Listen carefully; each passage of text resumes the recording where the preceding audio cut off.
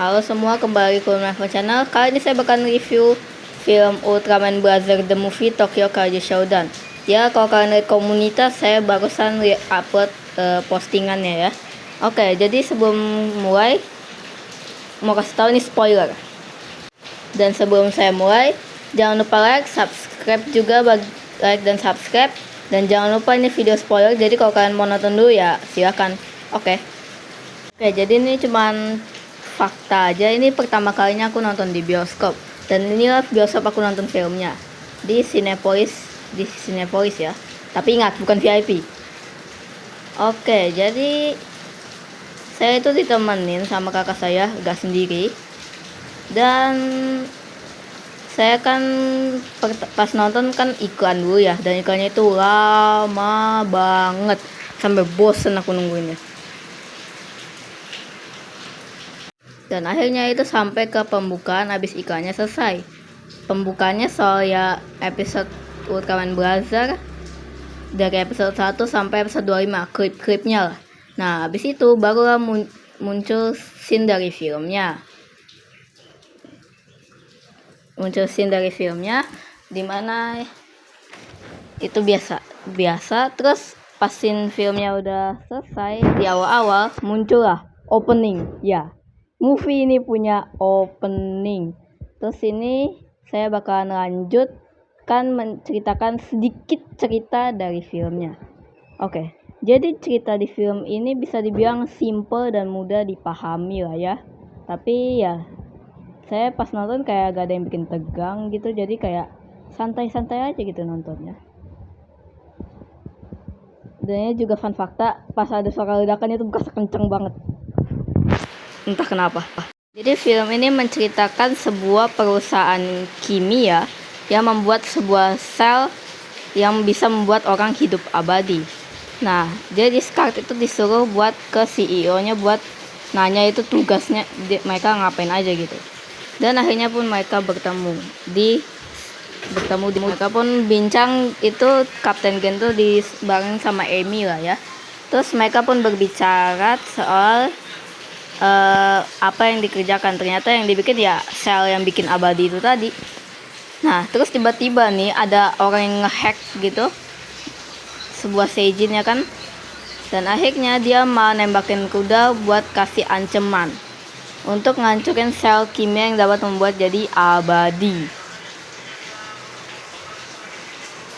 Oke, musuh kaiju yang kali ini ada, dan musuh utamanya adalah seorang anak 12 tahun yang mengendalikan sebuah kaiju yang bernama Gong Gyugan, karena dia merasa ayahnya gak peduli sama dia.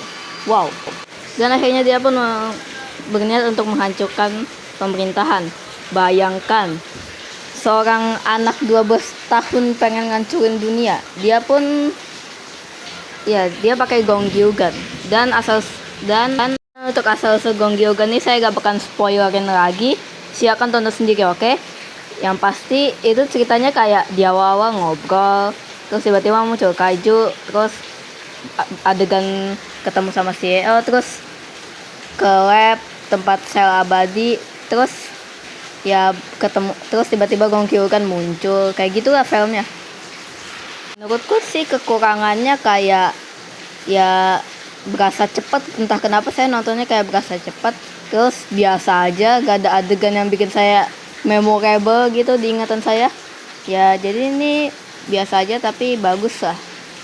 Dan bagi yang nanya rating bang, bagi saya ratingnya 8,5 aja.